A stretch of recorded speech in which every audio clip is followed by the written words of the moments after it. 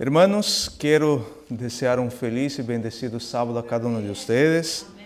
Qué alegría, qué placer poder estar en la casa de nuestro Dios para poder estudiar. ¿Ocupas el control? Okay. Poder estar en la casa de nuestro Dios, ¿no? Muy bien. Hoy el tema que vamos a estudiar es un tema profético. Algo que el Señor Jesucristo profetizó en el Sermón del Monte, pero algo que el profeta Daniel ya había profetizado en el capítulo 9 de Daniel, de su mismo libro. Vamos a ver que este evento que sucedió en el año 70 después de Cristo, la destrucción de Jerusalén, nosotros vamos a ver que esto tiene que ver con nuestros días. Y entonces, claro que las citas que la hermana presentó en la mañana no van a ser las citas que yo voy a presentar hoy, ¿no?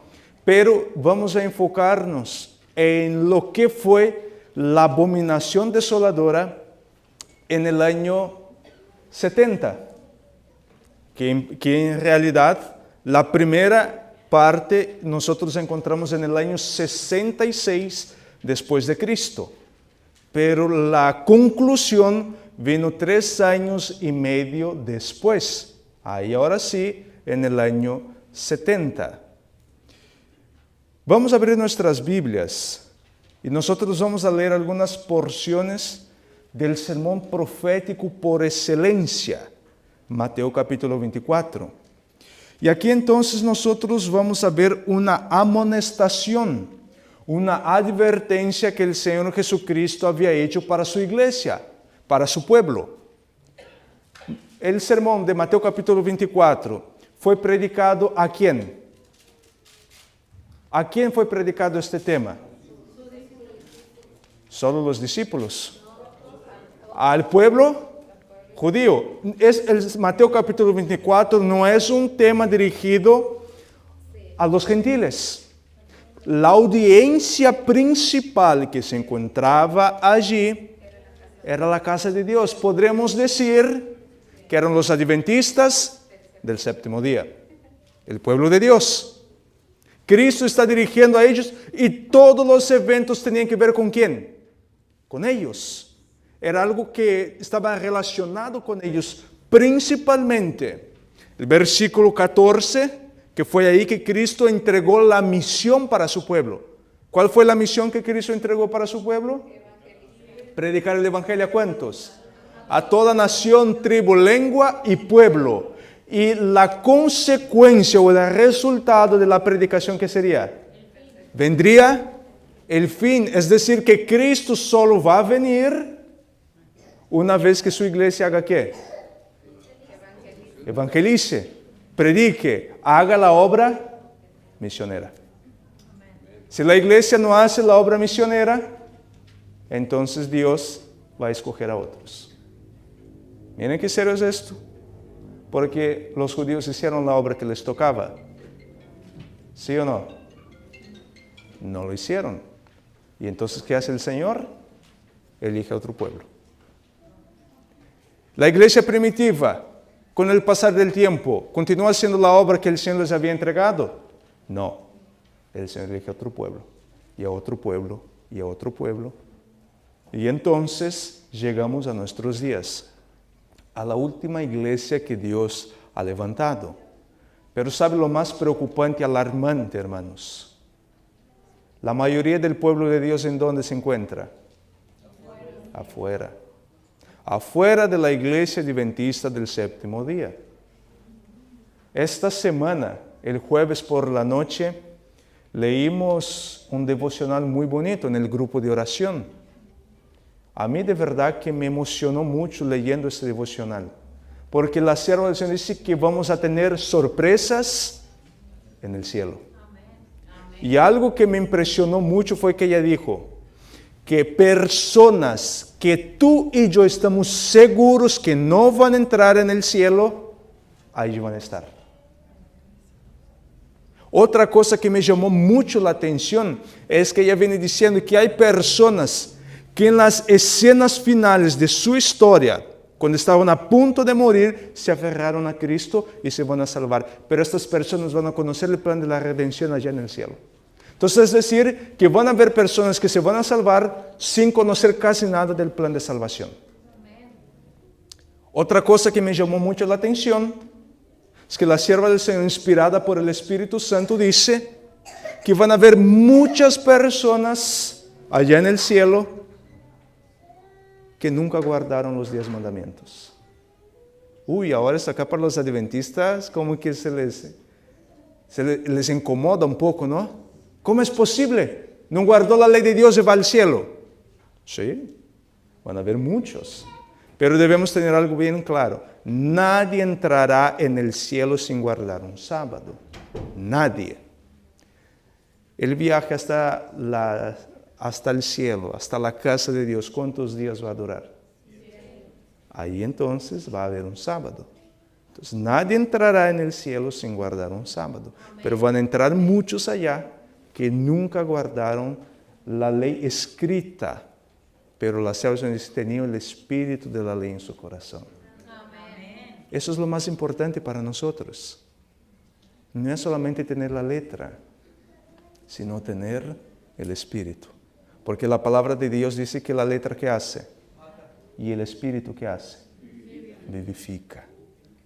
Y lamentablemente el pueblo de Dios aquí, ellos tenían la letra de la ley, tenían la letra de las escrituras, pero que ellos no tenían el espíritu de las escrituras. Y por no tener esto, este pueblo sufrió muchísimo.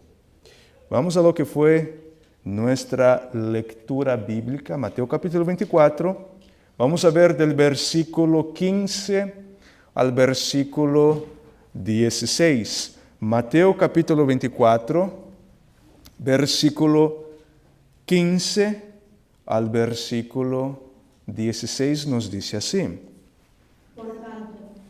Cuando veáis en el lugar santo la abominación desoladora de que habló el profeta Daniel, el que lee, entienda. Entonces, los que estén en Judea, huyan a los montes. Les hago una pregunta. ¿Qué es la abominación desoladora? Miren acá. En el tiempo de Jesús era el domingo. No, en el tiempo que Jesús está predicando no era el domingo. Muy bien. Me gustaría, es que lamentablemente, como les digo, se me olvidó para poder enseñarles, ¿no? Pero debemos tener algo en claro. Aquí el Señor Jesucristo dice que cuando veáis la abominación desoladora que debería ser el pueblo, prestamente o despacio. Presto, es decir, no vuelva por tus cosas, váyase, no se queden. Pero ¿dónde estaría la abominación desoladora? ¿En qué lugar? En el lugar santo. Entonces, es decir, ¿será que el Imperio Romano entró hasta el lugar santo del santuario y lo puso allí? No. Hay que entender algo. Para los judíos, el territorio santo era todo lo que circundaba el templo, el tabernáculo. De hecho, ellos tenían 2 muros. Y entonces, es decir, quizás, puede que yo esté exagerando un poco, pero el territorio como que de 1 milla era considerado territorio santo. Hay que quede claro, el Imperio Romano, los soldados del ejército no entraron dentro del templo y pusieron en el lugar santo el estandarte de ellos, ¿no? Es más, para que podamos, vayamos al libro de Hechos. Hechos capítulo 21, versículo 28. Hechos capítulo 21, versículo 28. Hechos capítulo 21, versículo 28. Dando voces varones israelitas, ayudad. Este es el hombre que por todas partes enseña a todos contra el pueblo, la ley y este lugar. Y además de esto, ha metido a griegos en el templo y ha profanado este santo lugar. Ok. Aquí era la acusación que los líderes judíos estaban haciendo en contra del apóstol Pablo. Había en el tabernáculo, en el santuario, en el templo, había divisiones. Había lugares donde los gentiles podían tener acceso, pero había lugares que ellos no podían tener acceso. La acusación que estaban haciendo aquí el apóstol Pablo era la misma acusación que habían hecho a Esteban, de profanar este santo lugar. Es decir, ¿quién eran los únicos que podían entrar al lugar santo y santísimo? El sacerdote en el santísimo, el sumo sacerdote. Entonces, cuando habla que Esteban profanó el santo lugar, que Pablo había profanado el santo lugar, permitiendo que los griegos, los gentiles entraran allí. Entonces, miren, tenemos el templo, había un muro y había un segundo muro. Los gentiles tenían acceso a una área específica para ellos. Si ellos pasasen para un área que no era para ellos eran castigados. Mire la separación que ellos hicieron allá. Porque el Señor Jesucristo dijo, la palabra de Dios nos dice que la casa de Dios sería casa para ¿cuántos? Para todas las naciones.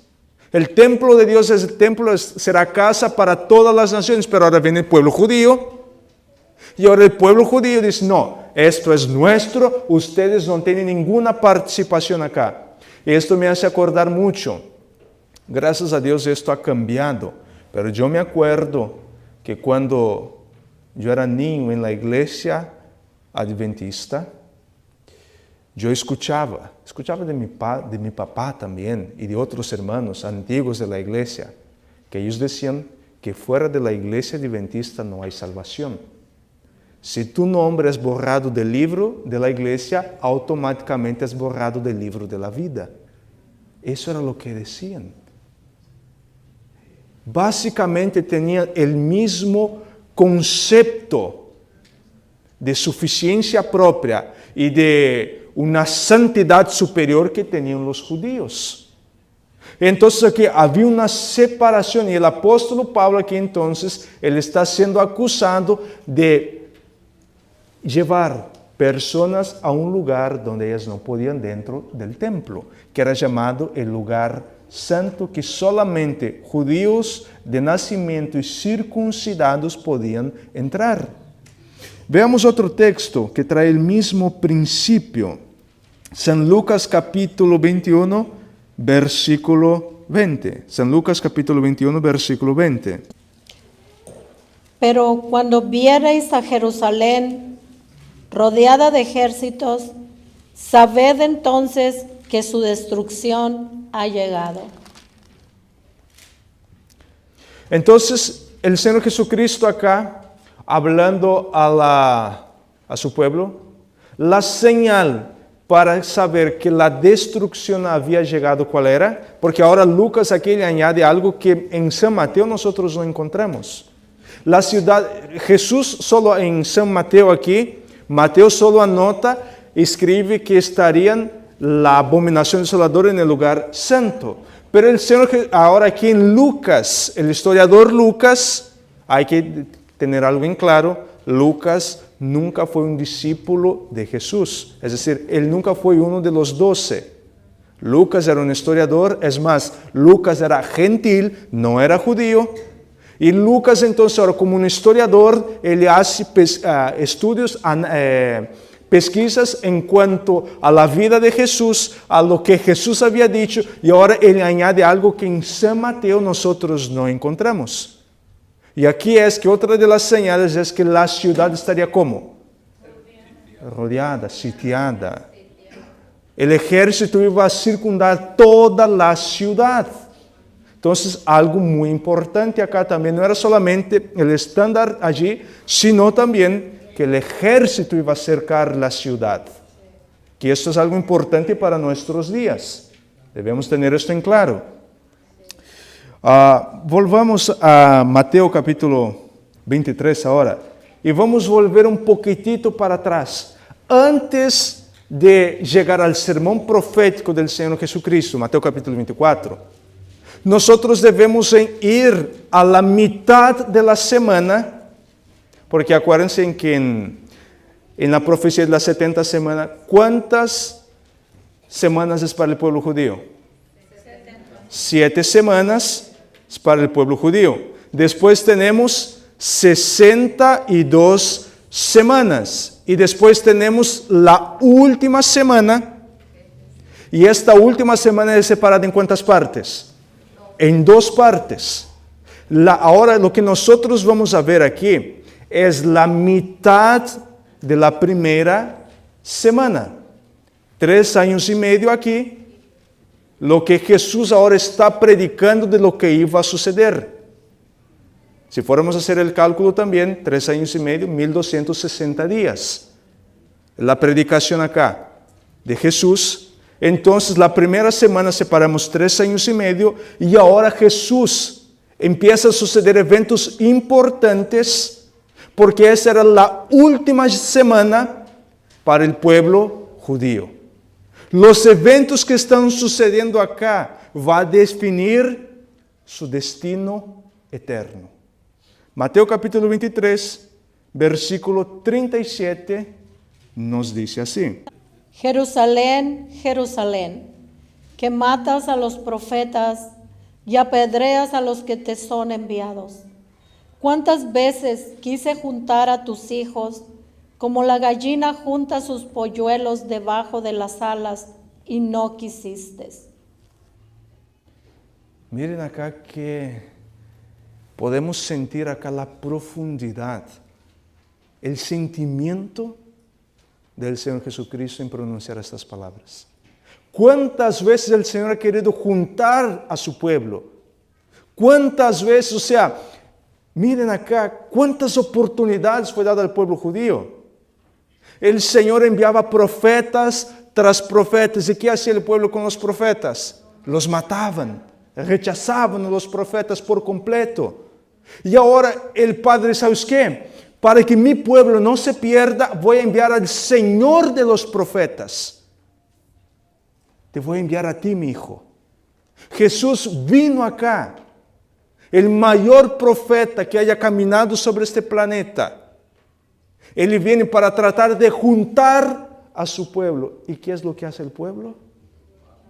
No quisieron. Rechazaron. En Jerusalén, los judíos, ellos depositaban toda su esperanza para volver a la gloria en Jerusalén. Porque en Jerusalén había muchas profecías del gran libertador que iba a levantarse de esta nación, de Judá especialmente. Un gran líder, un gran libertador de la simiente de David, hijo de David. Pero lamentablemente, ellos no entendieron la profecía en su plenitud. Es más, no entendieron nada de esta profecía. Porque ellos esperaban un libertador que los librara del yugo de los romanos. Pero Cristo no vino para esto. Cristo vino para librarnos del yugo de Satanás, del yugo del pecado. Y ahora dicen, ¿cuántas veces he tratado de juntarte? O sea, era la última semana para el pueblo de Dios. Era la última semana en que el caso de ellos iba a ser decidido por completo. Se estaba por cumplir las 70 semanas, quedaba una semana nomás. Y de esta una semana quedaba mitad de una semana. Pero lamentablemente el pueblo no había comprendido. Pero tristemente eso está pasando en nuestros días. ¿Cuánto el Señor quiere juntar a su pueblo? Quiere tener a su iglesia unida en un solo propósito, una sola meta, una sola misión. Porque el caso de toda la humanidad está siendo decidido ahora en el santuario celestial. Pronto el nombre de cada uno de nosotros pasará en este tribunal. Estamos viviendo, la sierva del Señor dice que estamos viviendo en minutos. El Señor nos ha regalado minutos de gracia. Pero ¿cómo vive la iglesia? Como si fueran siglos de gracia todavía. Y en Jerusalén estaba ahí depositada todas las esperanzas para que Jerusalén volviera a ser el centro del mundo. Y ellos estaban más preocupados por las cosas mundanales, por las riquezas, por los bienes materiales, que por las cosas espirituales. Y lamentablemente, la iglesia final no está diferente. El movimiento, el último movimiento, la última iglesia, lamentablemente no está distinto a cómo estaba el pueblo judío. Y ahorita nosotros vamos a ver que la sierva del Señor habla clarito en cuanto a esto. Ella viene diciendo que nosotros tenemos una religión de parches. Nuestra religión está toda parchada. Es decir, algo de bueno, algo de malo, algo de bueno y algo de malo. Ella viene diciendo que un cristiano, un adventista medio convertido es un completo condenado, es un completo perdido. Que un adventista medio converso es un instrumento poderoso en las manos de Satanás. Porque no es buena influencia para los de adentro ni los de afuera. Y aquí estamos viendo, podemos sentir la tristeza y las lágrimas en la voz del Señor Jesús. Jerusalén, Jerusalén, ¿cuántas veces he querido juntarte? ¿Cuántas veces he venido a ti a través de los profetas? Y de igual manera hoy en día, ¿qué es lo que el pueblo está haciendo con la voz profética para los últimos días? Rechazando. Lamentablemente hay sermones que están desapareciendo de los púlpitos porque es mejor agradar a la audiencia, predicar algo que le guste a la gente, mantener a la gente cómoda y tranquila. Pero hermanos, así como el pueblo judío, nosotros también estamos viviendo en la última semana. En la última semana. Con eso yo no estoy poniendo fechas acá que 2027, 2031, no es nada de esto. Lo que estoy diciendo es que estamos viviendo en la última semana de la historia. Pronto todo esto se va a acabar. Miren el versículo 38 de Mateo 23. He aquí vuestra casa os es dejada desierta. Por el pueblo rechazar a Dios, ¿qué Dios hace con la casa? ¿Cómo queda la casa? Desierta. Es decir, la presencia de Dios se va. Hermanos, lo que yo voy a decir aquí no es para ser alarmista ni nada de esto. Pero, por lo que he estado estudiando, por lo que he estado viendo, yo siento que poco a poco la presencia de Dios se está retirando del mundo. Poco a poco el Espíritu Santo está siendo retirando. Y poco a poco los vientos están siendo soltados. Poco a poco. Pero lamentablemente no nos estamos dando cuenta. No estamos entendiendo que el Señor se está retirando de este mundo. Pero lo triste aquí es que aparte de retirarse del mundo, el Señor se retirará de su casa. Y aquí yo no estoy hablando de un templo de 4 paredes. Estoy hablando del templo viviente que eres tú y yo. ¿Por qué creen que hay gente que ya no tiene más interés en venir a la iglesia? ¿Por qué creen que hay gente que por cualquier cosita buscan excusas para no ir a la iglesia? Es porque el Espíritu Santo está siendo retirado de esta persona. Porque hay personas que ya no tienen más temor de Dios y ahora hacen públicos sus pecados. Es porque el Espíritu Santo poco a poco se está retirando. nosotros hablamos de la condición espiritual, del letargo espiritual de la iglesia. Y es cierto, la profecía de Mateo capítulo 25 dice que la iglesia está dormida, pero hay que entender algo. Muchas de las dormidas, 5, el Espíritu Santo se les fue por completo. Entonces, es decir, que mientras la iglesia está dormida, el Espíritu Santo se va yendo. Y aquellos que no se dan cuenta, su casa quedará vacía para siempre. Y lamentablemente, el pueblo judío, podemos ver en el año 31, el viernes a las 3 de la tarde, cuando el Cordero de Dios fue sacrificado. ¿Qué pasa en el templo? Y ahora cuando el sacerdote mira el lugar santísimo, ¿qué es lo que él ve? No, después que el velo se rompió.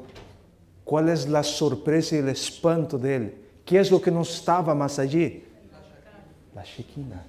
La presencia de Dios se había ido de ellos. Dios ya no estaba más con ellos, porque ellos habían rechazado a aquel que el cielo había enviado para su salvación. Y de igual manera en los últimos días, muchos se sorprenden. Muchos piensan que yo no siento la presencia de Dios en la iglesia. Mi querido hermano y mi querida hermana, quizás es porque Dios no está en mi vida. Quizás porque yo no tengo a Dios en mi vida y cuando yo voy a la iglesia, yo me siento vacío y me voy más vacío de lo que he entrado, porque Dios ya no está conmigo. Y voy a sentir un vacío, un hueco, nada dentro de mí. Entonces quizás es por esto que hay muchos que ya sienten que la iglesia, el Espíritu Santo, Dios se fue por completo de la iglesia. No, quizás Dios te ha ido de ti o de mí y por eso nos sentimos así. Pero lamentablemente nosotros tenemos el hábito de depositar a los demás. Es que la iglesia ya, los hermanos y que esto y que lo otro. Pero ¿y yo cómo estoy con Dios? Porque si yo tengo la presencia de Dios en mi vida, yo vengo a la iglesia y yo voy a tener la plena convicción de que Dios está allí. Y de que Dios ha hablado a mí en este día. Pero si yo estoy lejos de Dios, yo vengo a la iglesia y no voy a sentir nada. Porque Dios se ha ido y la casa se ha quedado vacía. Vamos a ver, volvamos al Evangelio de San Lucas, capítulo 19. San Lucas, capítulo 19.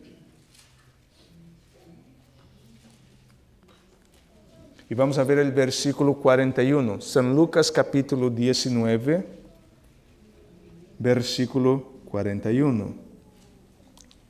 Y cuando llegó cerca de la ciudad, al verla, lloró sobre ella. Ahora miren acá que Lucas añade algo más, que Mateo nosotros no encontramos. Cuando Jesús mira a su amada ciudad, ¿cuál es el sentimiento que él tiene? Tristeza. Llora por su iglesia.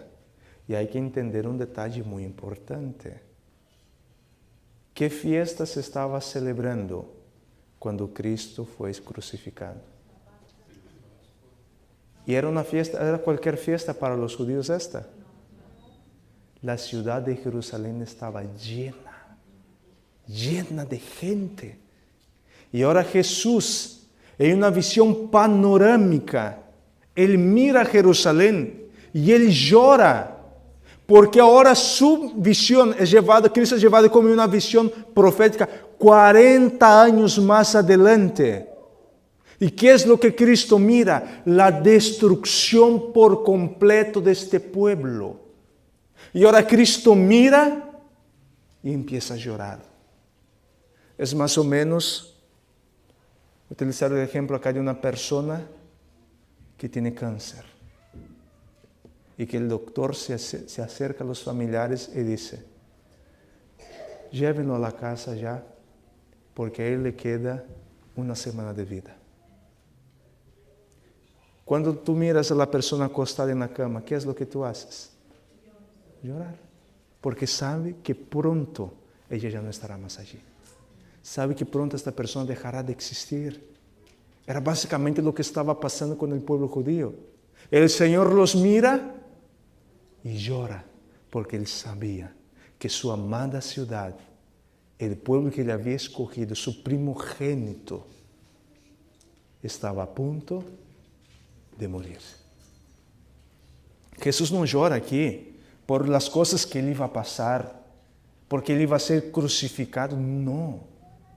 Jesús llora por saber lo que iba a pasar con su pueblo. Y de igual manera la sierva del Señor dice que el Señor se llena de tristeza cuando Él ve la condición de su pueblo. ¿Sabe otra cosa más preocupante todavía?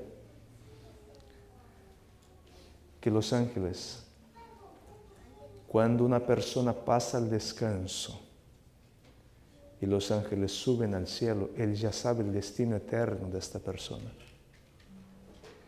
Y si la persona está perdida, el ángel sube en pranto, en lágrimas al cielo, porque Él sabe que esta persona, Él nunca más la va a poder ver. Porque cada uno de nosotros, cuando estábamos en el vientre de nuestras madres, el Señor ha designado un ángel para cuidarnos, para acompañarnos las 24 horas de nuestro día. Y este ángel, el mayor deseo de él es que tú te salves. Pero aquellas personas que rechazaron la salvación y pasaron el descanso y están perdidas para siempre, para el ángel es una tristeza profunda. Porque el ángel nunca más lo podrá volver a ver. De igual manera, aquí con el pueblo judío. Desde el principio, el Señor Jesucristo ha estado con su pueblo. Él era la columna de nube que refrescaba a ellos en el día de calor. Él era la columna de fuego que los aquecía en las noches frías. Él era la piedra que les daba agua. Él era el pan que caía del cielo. Todo el tiempo el Señor Jesucristo ha estado con su pueblo, con su iglesia, con su Hijo, con su primogénito. Y ya, ahora Cristo ya no bastaba, dijo, ¿sabes qué? Hagan un tabernáculo, hagan un santuario, porque yo quiero habitar con ustedes. Pero ya no satisfecho con esto, el Señor dice, ¿sabes qué? Ahora yo quiero ir para vivir con ustedes, estar con ustedes. Y el pueblo lo rechaza. Y ahora Cristo empieza a llorar al ver la condición de su iglesia, de su pueblo.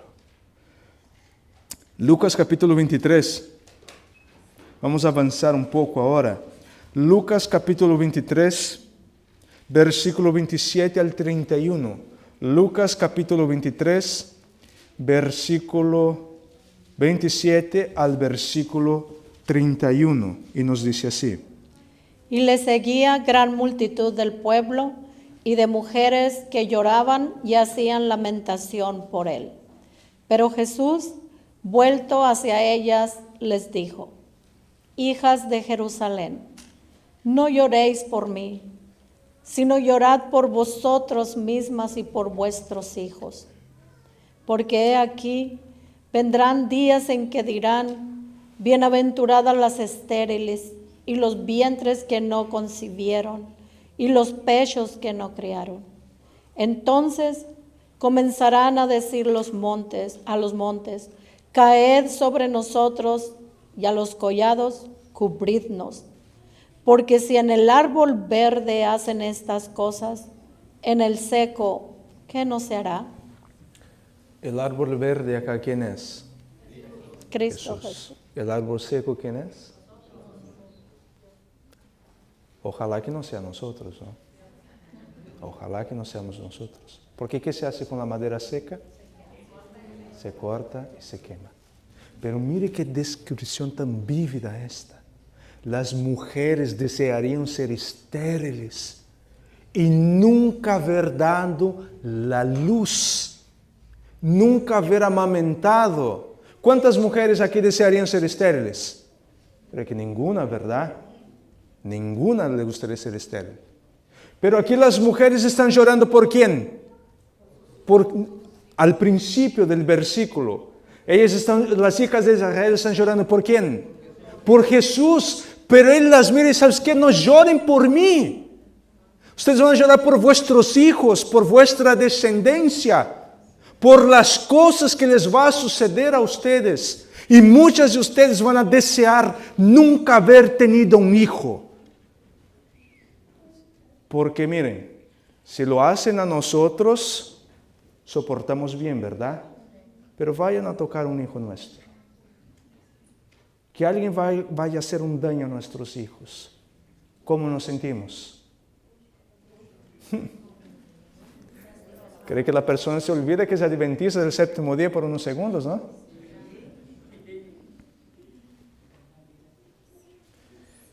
Y ahora aquí, el Señor viene diciendo, si a mí, al árbol verde, están haciendo esto, ¿qué imaginar de ustedes? Llorad por ustedes y por lo que les va a suceder a ustedes. Mira lo que la sierva del Señor nos dice en el libro, El conflicto de los siglos, página 20. Conflicto de los siglos, página 20 nos dice así. Israel, empero, se alejó de él, apartándose así de su mejor amigo y de su único auxiliador. Su amor fue despreciado, rechazados sus dulces consejos y ridiculizadas sus cariñosas amonestaciones. Israel se apartó ¿de quién? Pero la cita dice que de su muy gran amigo, su amigo, aquel que lo estaba amonestando, pero por amor, por misericordia, para la salvación. Pero ¿qué era lo que el pueblo hacía con las amonestaciones? Ridicularizaban las amonestaciones, tenían por nada las amonestaciones del Señor. Es más, perseguían al mensajero de Dios. Rechazaban por completo. Y de igual manera, hermanos, hoy en día lamentablemente se rechaza al mensajero que el Señor manda, se rechaza la palabra de Dios, se rechazan los testimonios, se rechazan los mensajes proféticos, porque somos el pueblo de Dios y ya estamos salvos por Él. Así de igual manera estaba el pueblo judío. Ya estaba a punto de terminar los 490 años de misericordia. Estaba a punto de concluirse. E Israel lamentablemente se apartó por completo de su Señor. Continúa la cita en la misma página. Este es el capítulo 1 del conflicto de los siglos. Léanlo después detenidamente. Y que el que no llora es porque tiene el corazón muy duro.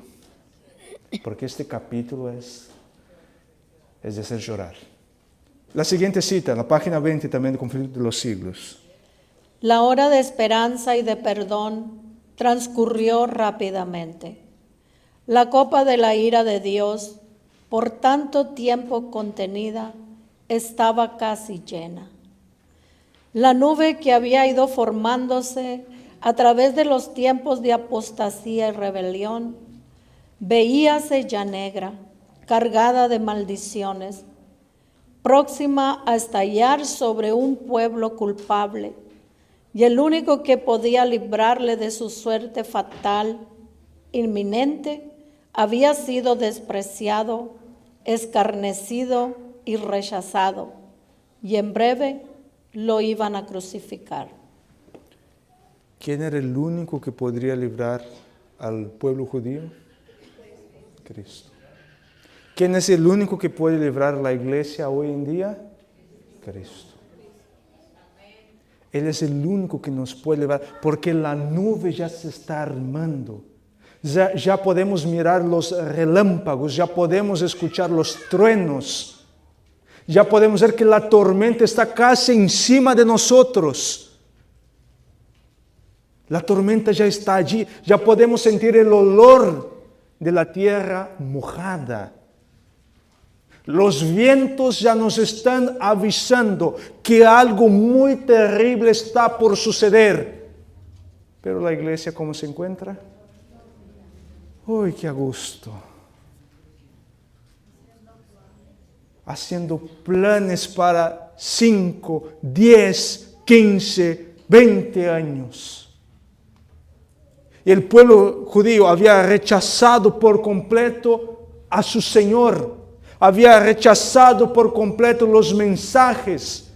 Y vuelvo a repetir de igual manera hoy en día, el pueblo adventista del séptimo día rechaza a los mensajes de Dios. ¿Y por qué digo esto? ¿Quién es más importante? ¿El predicador o Dios? Pero nosotros actuamos como que ¿quién fuera más importante? El predicador. Si el pastor no está, yo no voy. ¿Es este hermano que va a predicar? No, prefiero quedarme en mi casa y mirar un sermón. ¿Sí o no? ¿Será que el mismo Dios que inspira al pastor no puede inspirar al hermanito humilde y sencillo? Por supuesto que sí. Es más, Dios lo puede utilizar hasta más por la humildad y la sencillez de la persona. Pero lamentablemente el pueblo no. A mí me gusta a mi pastor. Solo me gusta cuando él predica. Si él no predica, no voy a la iglesia. Una vez una persona me dijo, ¿no? Yo siempre estoy viendo el canal de televisión, pero siempre que salen tus temas yo cambio de canal. Que a mí me gusta solo tal pastor. Está bien, no sé, escúchalo, sígalo a ver cómo te va. A mí no me ofende en lo absoluto. A mí no me ofende. Pero a mí me da tristeza por la persona. Porque esta persona no es seguidora de Jesús. Es seguidora de un apellido. Es seguidora de hombre. Y ahí está el problema. Porque el pueblo acá no seguía al Señor Jesús. El pueblo allá no seguía a la palabra de Dios. Era el pueblo de la Biblia. El pueblo que tenía que decir de acuerdo a la ley y al testimonio. Pero lamentablemente al final de su vida empezaron a escuchar a hombres halagadores decirles: no va a pasar nada porque somos la ciudad de Dios. Tenemos el templo, la presencia de Dios está con nosotros. Ay de aquel que se vaya de la ciudad de Dios. Y el pueblo empezó a escuchar esto, siendo que en toda la palabra de Dios existían profecías que indicaban lo que iba a suceder.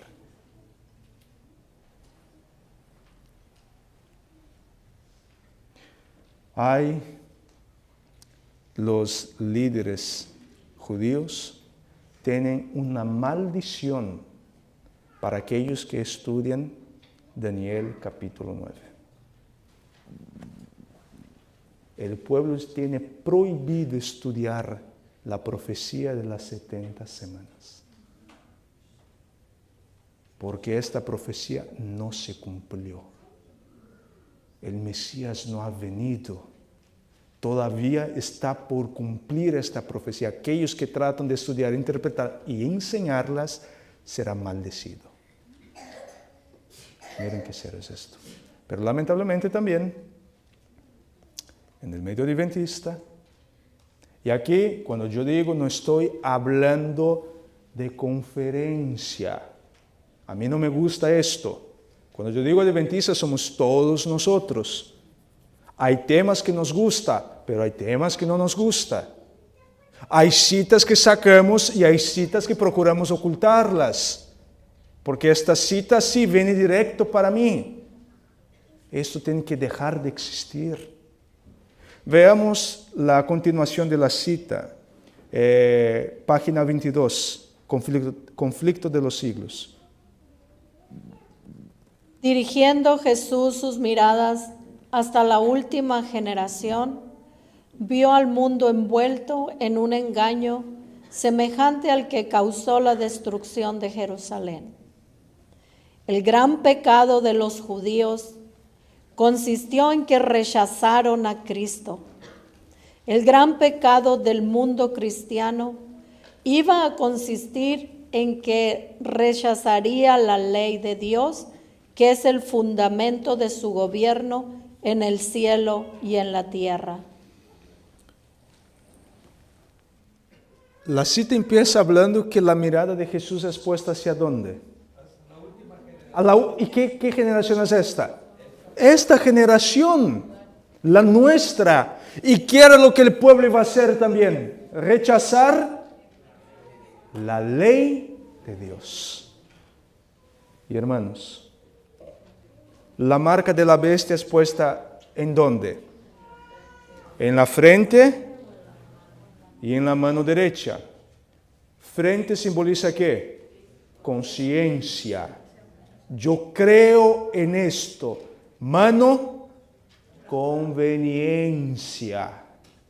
Para no perder mi trabajo, para no perder mis posesiones, para no perder los bienes. El Señor conoce mi corazón, Él sabe que yo estoy yendo el sábado al trabajo, pero en mi corazón todo el tiempo estoy orando y cantando alabanzas a Él. Entonces, es decir, en los últimos días van a haber muchas personas que van a recibir la marca de la bestia en su mano por conveniencia. No están convencidos, saben que no es el día, pero por conveniencias van a recibir en su mano para no perder su trabajo, para no perder los bienes, para no ir a la cárcel. Entonces nos da a entender que lamentablemente van a haber muchos adventistas del séptimo día que van a recibir la marca de la bestia en su mano por miedo de las consecuencias de rechazar. Y ese es el pecado del pueblo cristiano hoy en día, rechazar la ley de Dios. Vamos al libro de Daniel capítulo 9. Daniel capítulo 9.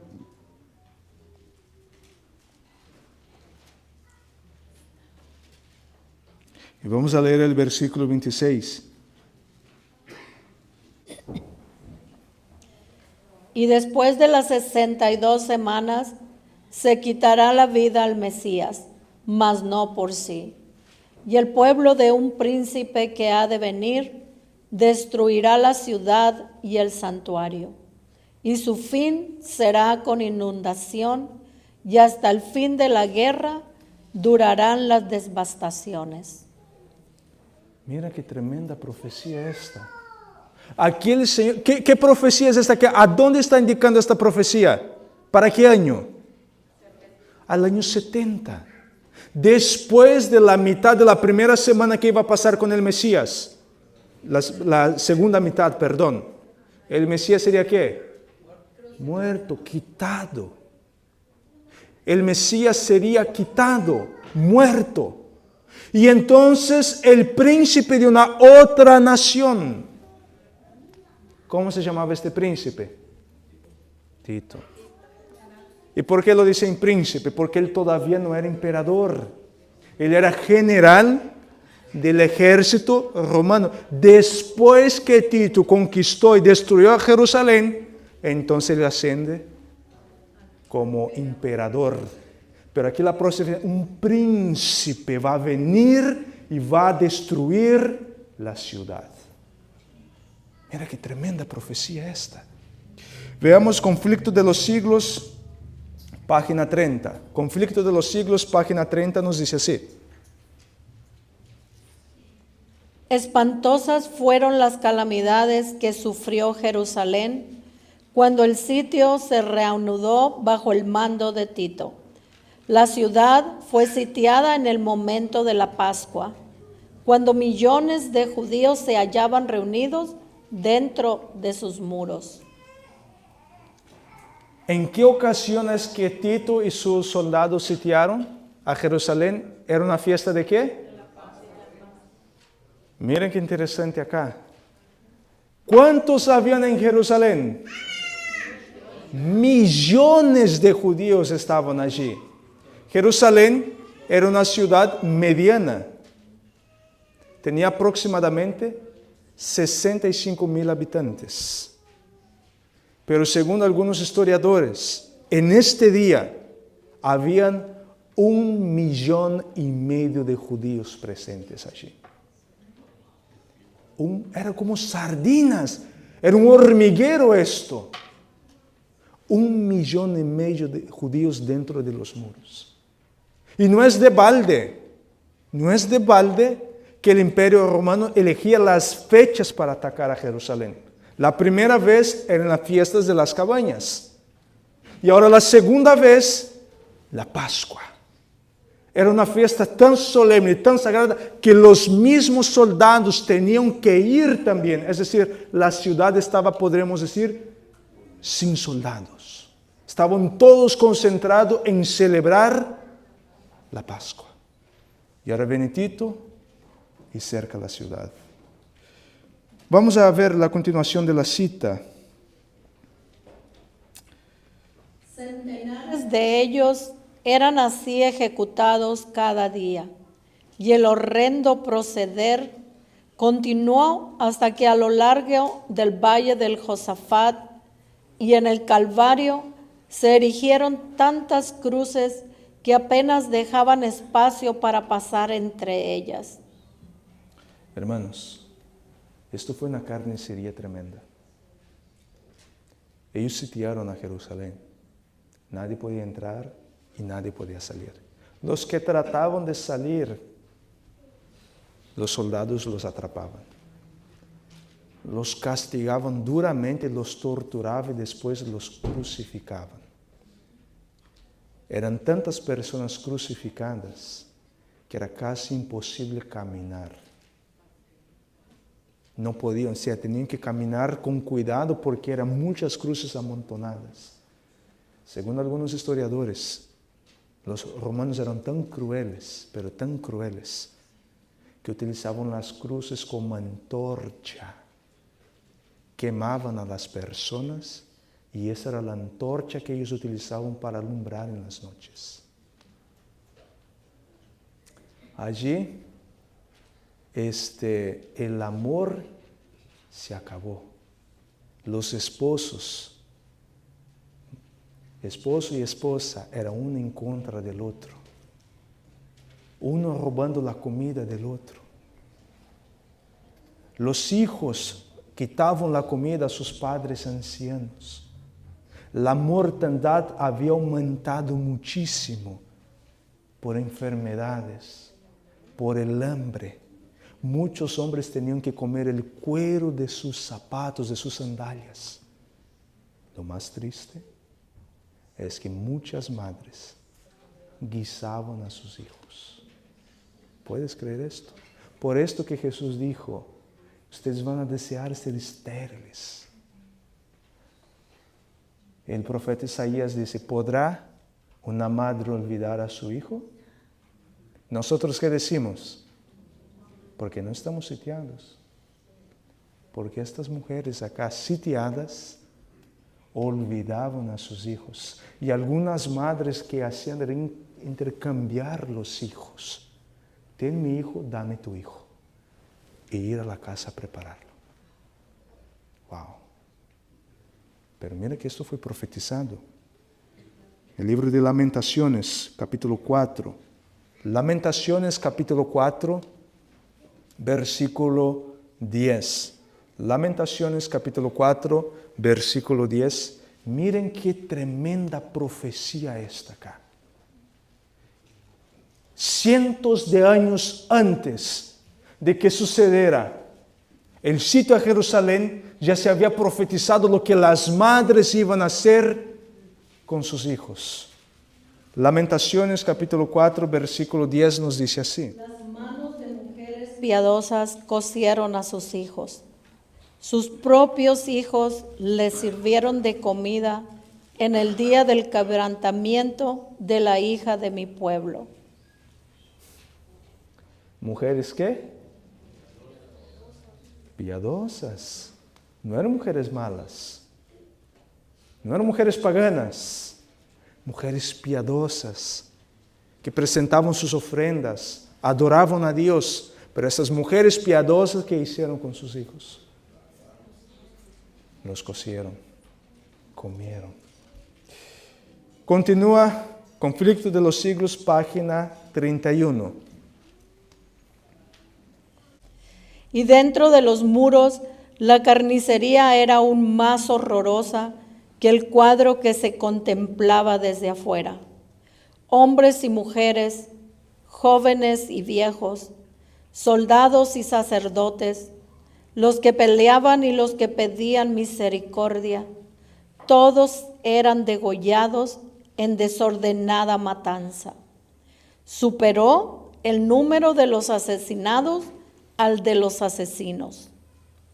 Para seguir matando, los legionarios tenían que pisar sobre montones de cadáveres.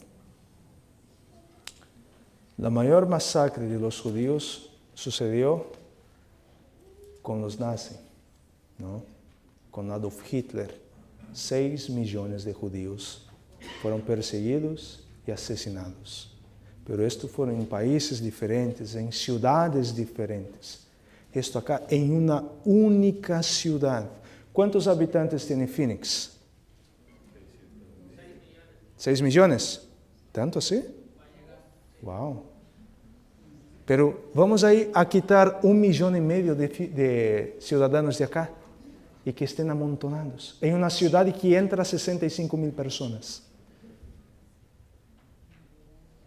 Josefo, un historiador judío, cuenta que las escaleras de Jerusalén eran como cascadas de sangre.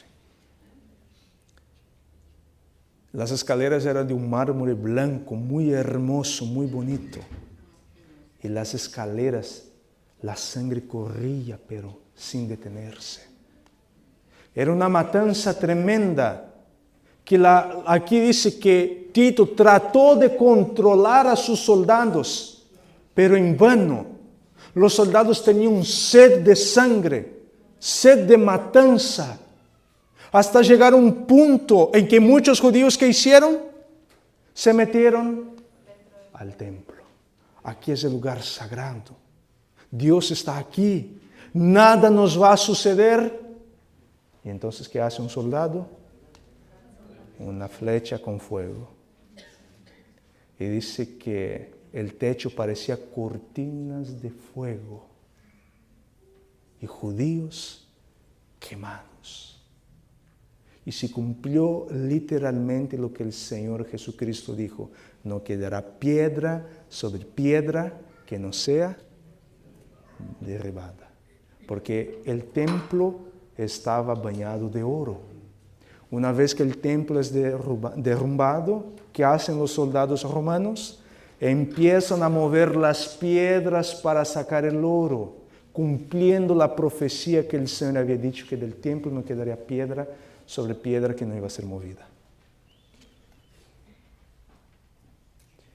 Pero la pluma inspirada nos dice que la destrucción de Jerusalén es un pálido reflejo de lo que va a suceder en los últimos días.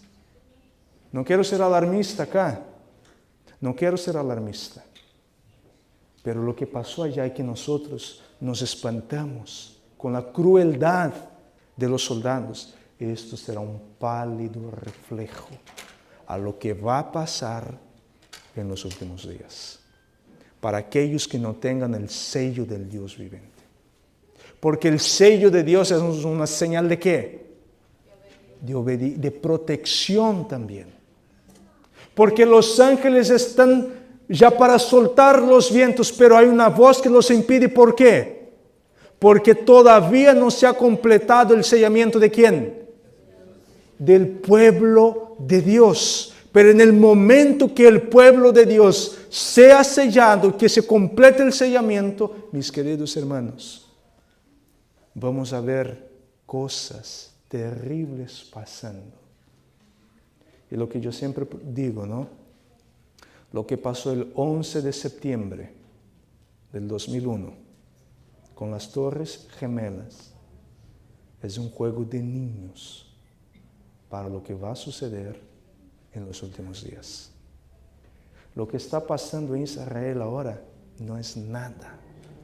Lo que está pasando con Ucrania no es nada comparado a lo que va a suceder en los últimos días, porque va a haber una diferencia.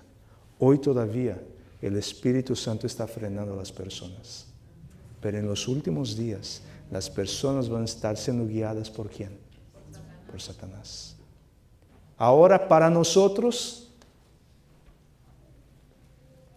¿qué es la abominación desoladora? Mira lo que nos dice el libro Maranata, el Señor viene. Nos dice así. No está lejano el tiempo en que, como los primeros discípulos, seremos obligados a buscar refugio en lugares desolados y solitarios. Así como el sitio de Jerusalén por los ejércitos romanos fue la señal para que huyesen los cristianos de Judea, así la asunción de poder por parte de esta nación, los Estados Unidos, con el decreto que imponga el día de descanso papal, será para nosotros una amonestación. Esta cita está hablando de Mateo capítulo 24, versículo 15 y 16. La abominación desoladora. ¿Cuál es la abominación desoladora para nosotros entonces? La ley dominical. La ley, mira, veamos, no está acá, la continuación de la cita. Entonces, será tiempo de abandonar las grandes ciudades y prepararnos para abandonar las menores en busca de hogares retraídos, en lugares apartados entre las montañas. Miren, hermanos, muchas veces nosotros pensamos, cuando salga la ley dominical, entonces yo me voy. Demasiado tarde. Demasiado tarde. Porque la ley dominical no es un fantasma, ya es una realidad. Hay muchos estados, hay muchos países que el domingo ya no se abre ningún comercio. Hay muchos lugares que ya están guardando el domingo. La ley dominical ya es una realidad. Lo único que no ha sucedido es que ha sido implementada como una orden que todos tienen que hacer, pero en muchos lugares ya se están guardando el domingo. Como ya les mencioné, el ejército ya está marchando. Al inicio del año, el Papa Francisco con los líderes mundiales, ¿cuál fue la abominación que quisieron hacer estos hombres? Ir al monte Sinaí, bajar ¿con qué? Con las tablas de los 10 mandamientos. Y no creas que ahí ellos van a decir guardar el sábado. Por supuesto que no. El Papa Francisco en más de una ocasión ya ha dicho, necesitamos de un día para el planeta. El mundo necesita de un día de descanso. El mundo necesita reposar. Y él mismo dice, debemos guardar el Shabbat. Pero el Shabbat es el domingo. Mis queridos hermanos, todo eso, muchos están preocupados, no, que allá en Jerusalén, que allá en Ucrania, estos son apenas principios de dolor. Eso no es nada. Pero esto es un avance para la unificación del mundo. La agenda de la ONU es que para el 2030 va a haber un gran reseteo. Vamos a empezar todo de nuevo. Pero yo dudo que lleguemos a 2030. Yo dudo. No estoy poniendo fechas acá. No estoy poniendo fechas. Pero, hermano Roy, ¿están allá en la computadora? Sí. A ver si puedes poner el último slide.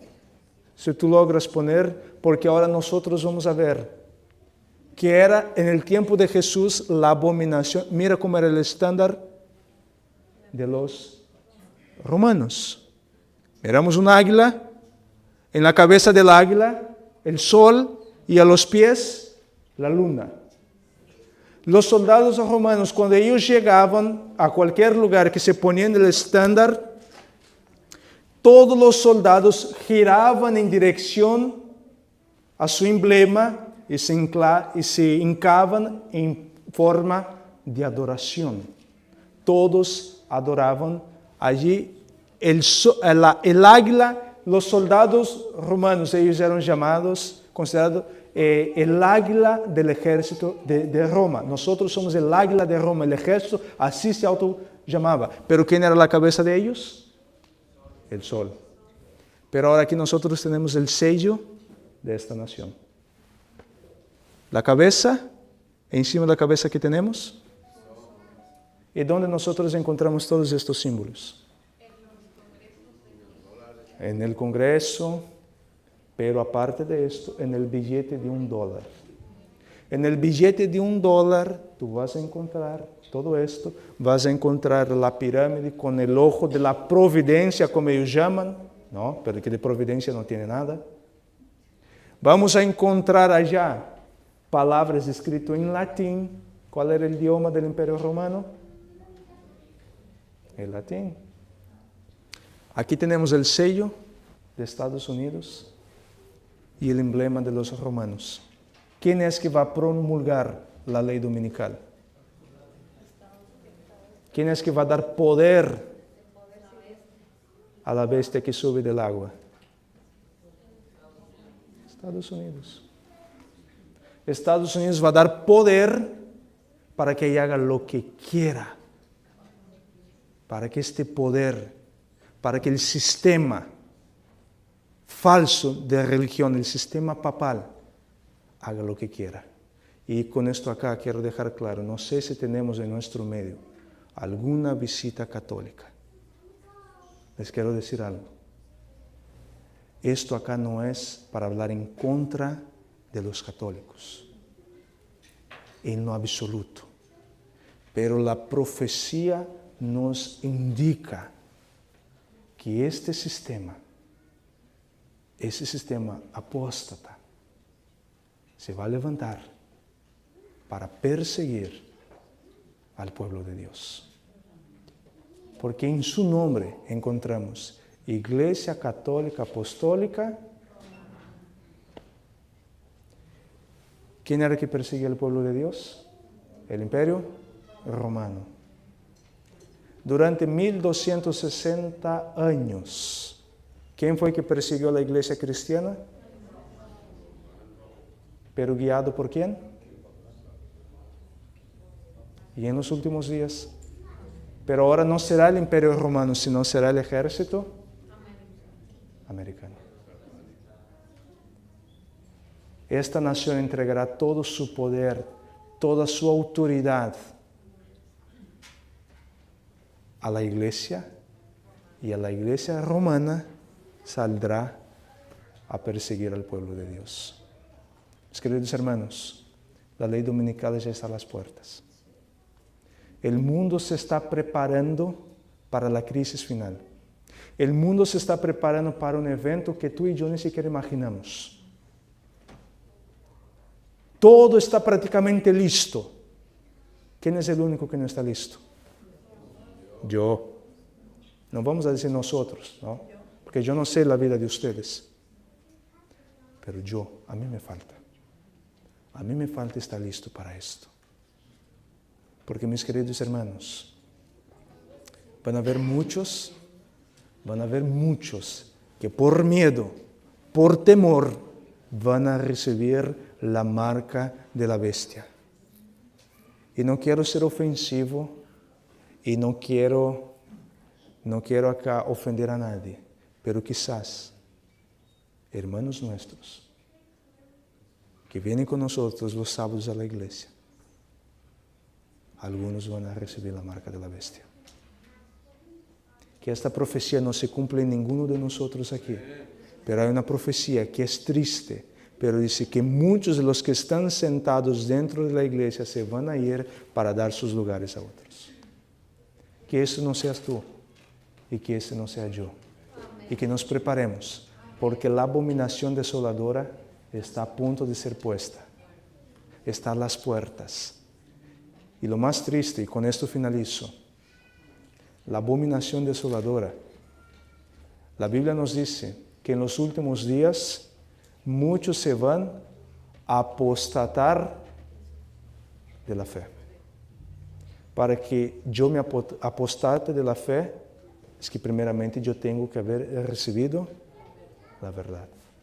Y muchos van a apostatar de la fe siguiendo doctrinas de demonios. La sierva del Señor viene diciendo que el primer paso para apostatarse de la fe, ¿sabes cuál es? Eventos de los últimos días.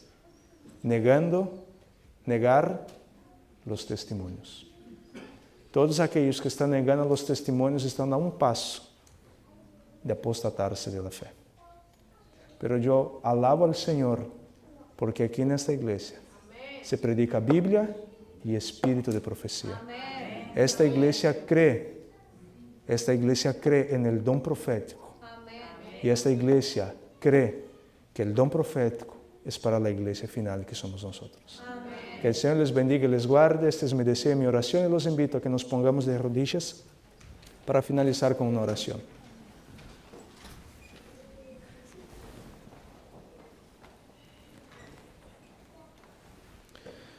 Querido eterno Dios, te agradecemos, Señor, este día porque tú mismo nos dices que sin profecía tu pueblo se contamina, se corrompe, se descarrilla. Te agradecemos por la palabra segura, por la palabra profética que tú has entregado a tu pueblo. Amén. Te agradecemos, Señor, porque no estamos en tinieblas. Y aunque no sabemos el día y la hora de tu venida, Señor, a través de las profecías podemos tener la plena convicción de que ese día se acerca. Porque el mundo, las señales, los eventos que están sucediendo nos indican que nuestro Señor Jesucristo está muy cerca. Pero también, Señor, tu palabra nos indica que tenemos cosas que cambiar, nos falta preparación. Y es por esto que queremos pedir, Señor, que tú nos ayude a prepararnos día con día, que vengamos a entender, Señor, que la preparación son los 7 días de la semana y no solamente los sábados cuando venimos a la iglesia a escuchar tu palabra. Esto no basta, no es suficiente para prepararme para encontrarme con el Señor Jesús. Señor, que tú nos puedas guardar de la crisis que vendrá, que tú nos puedas mantener firmes y que ya, Señor, vengamos a ser preparativos para irnos de aquí, para estar, Señor, lejos de las grandes ciudades, donde todo va a empezar y donde los que estén dentro de las ciudades van a sufrir duras y tremendas persecuciones. Señor, te agradecemos, porque todavía Cristo está en el santuario celestial intercediendo por cada uno de nosotros. Amén. Te agradecemos, Señor, porque todavía hay oportunidad, y te agradecemos porque tus misericordias se hacen nuevas a cada mañana. Amén. Todas estas bendiciones, Señor, nosotros te pedimos y agradecemos. Y la hacemos esta oración en los dones, los méritos y en la justicia de nuestro Señor y Salvador Cristo Jesús oramos. Y tu iglesia dice, amén. Amén.